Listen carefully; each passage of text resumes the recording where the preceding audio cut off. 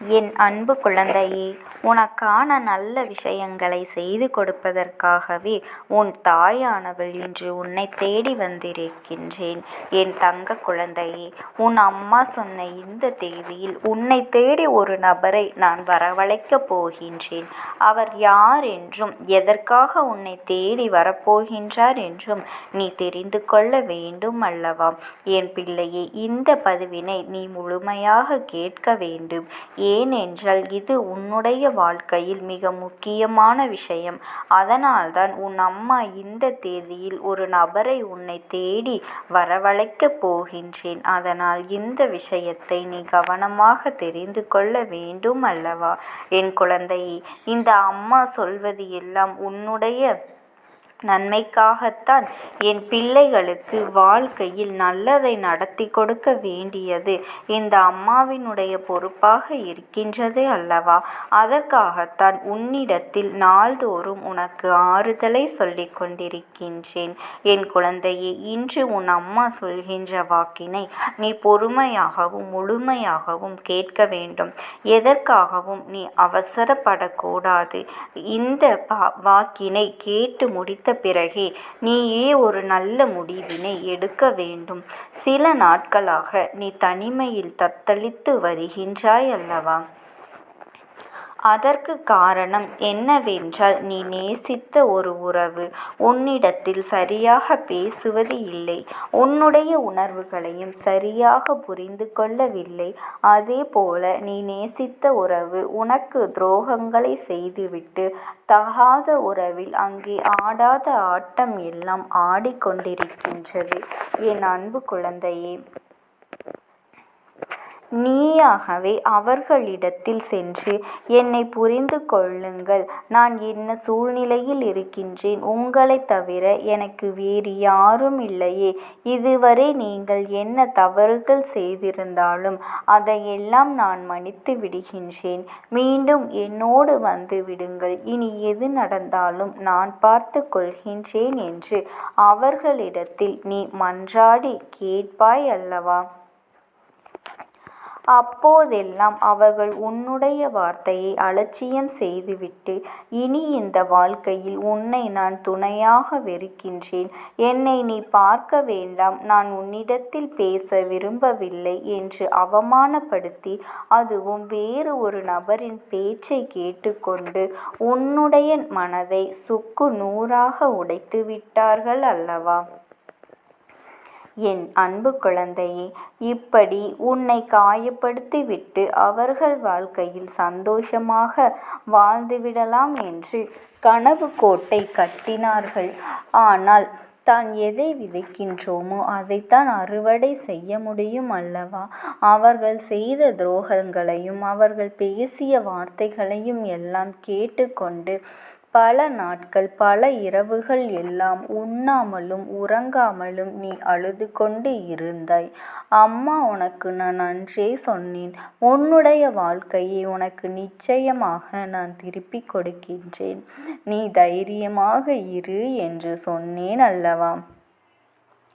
யாரெல்லாம் உன்னை ஏமாற்றினார்களோ, யாரெல்லாம் உன்னை துன்புறுத்தினார்களோ, யாரெல்லாம் உன் மனதை சுக்குநூறாக உடைத்தார்களோ அவர்களுக்கு எல்லாம் தக்க நேரத்தில் நான் ஒரு தண்டனையை கொடுத்து உனக்கு சேர வேண்டியதை உன் கைகளில் ஒப்படைப்பேன் என்று நான் ஏற்கனவே உன்னிடத்தில் வாக்களித்திருந்தேன். ஆனால் என் அன்பு குழந்தையே, இந்த அம்மா கொடுத்த வாக்கை எப்படியாவது காப்பாற்றுவேன் என்று உனக்கு நம்பிக்கை வர வேண்டாமா? ஏனென்றால் பல நாட்களாக என் குழந்தை தன்னுடைய உறவு திரும்பி வருமா வராதா, என்னை தேடி வருவார்களா, திருந்திவிட மாட்டார்களா என்றெல்லாம் நீ நாள்தோறும் என்னிடத்தில் வந்து வேண்டுதல்களை எல்லாம் வைத்து கொண்டுதான் இருந்தாய். விரதங்களையும் நீ செய்து கொண்டுதான் இருந்தாய். உன்னுடைய கண்ணீரை பார்க்கும் பொழுதெல்லாம், அம்மா என் உறவை எப்படியாவது என்னிடத்தில் திருப்பி கொடுத்து விடுங்கள், என் வாழ்க்கையை எப்படியாவது சேர்த்து வைத்து விடுங்கள் என்று நீ வேண்டாத நாட்களும் இல்லை, அவர்களை பற்றி யோசிக்காத நாட்களும் இல்லை. அந்த அளவிற்கு தினந்தோறும் நாளும் கவலைப்பட்டு கஷ்டப்பட்டு வேதனையில் இருந்து கொண்டிருக்கின்றாய். உனக்கு அம்மா சொல்கின்ற விஷயம் என்னவென்றால், என் தங்க குழந்தையே, நீ எப்பொழுதும் பொறுமையாக இருக்க வேண்டும். பொறுமையாக இரு. உனக்கு அனைத்து விஷயத்தையும் நான் நடத்தி கொடுக்கின்றேன். ஒவ்வொரு தருணத்தில் உன் வாழ்க்கைக்கான விஷயங்களை எல்லாம் செய்து கொண்டுதான் இருக்கின்றேன். உன்னுடைய உறவானது உடனடியாக எல்லா விஷயங்களையும் புரிந்து கொள்ளாது. அதுவெல்லாம் திருந்தி உன்னை புரிந்து கொண்டு உன்னிடத்தில் திரும்ப வர வேண்டும் என்றால் அதற்கான காலதாமதம் ஏற்படும் அல்லவா என் செல்லமே?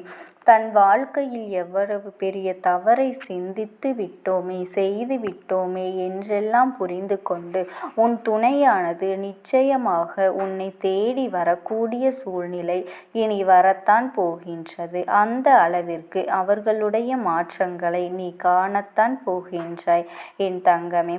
உன் வாழ்க்கையில் உனக்கு மகிழ்ச்சியை ஏற்படுத்தி கொடுக்க வேண்டியது இந்த அம்மாவினுடைய பொறுப்பு. அதே போல உனக்கு துரோகங்களை செய்தார்கள் அல்லவா, அவர்களுக்கு மிகப்பெரிய தண்டனையும் நான் கொடுக்கத்தான் போகின்றேன். அது என்ன தெரியுமா? நீ எப்படியெல்லாம் உன்னிடத்தில் நம்பிக்கையான வார்த்தைகளை பேசி உன் நயவஞ்சகம் செய்து உன் வாழ்க்கையில் கெடுதல்களை செய்து அவர்கள் உன்னை ஏமாற்றினார்களோ, துரோகங்களை செய்தார்களோ, உனக்கு நடந்த ஒரு விஷயம் அவர்களுடைய வாழ்க்கையிலும் நடக்கப் போகின்றது. உனக்கு நடந்த துரோகத்தை செய்து அந்த நபர் தன்னுடைய வாழ்க்கையில் அதே போன்ற ஒரு துரோகத்தினை அனுபவிக்கப் போகின்றார்.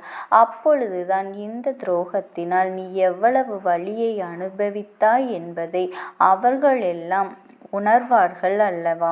அந்த சூழ்நிலையில்தான் நான் அவர்களுக்கு நிச்சயமாக புரியும்.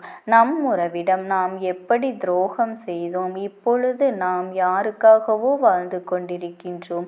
அந்த நபரே நம்முடைய இதயத்தை சுக்குநூறாக உடைத்து விட்டார்களே, நாம் செய்த பாவத்திற்காகத்தான் இந்த தண்டனையை நாம் அனுபவித்து கொண்டிருக்கின்றோம் என்று உன்னுடைய உறவானது அங்கு படாத கஷ்டங்களை எல்லாம் படத்தான் போகின்றது.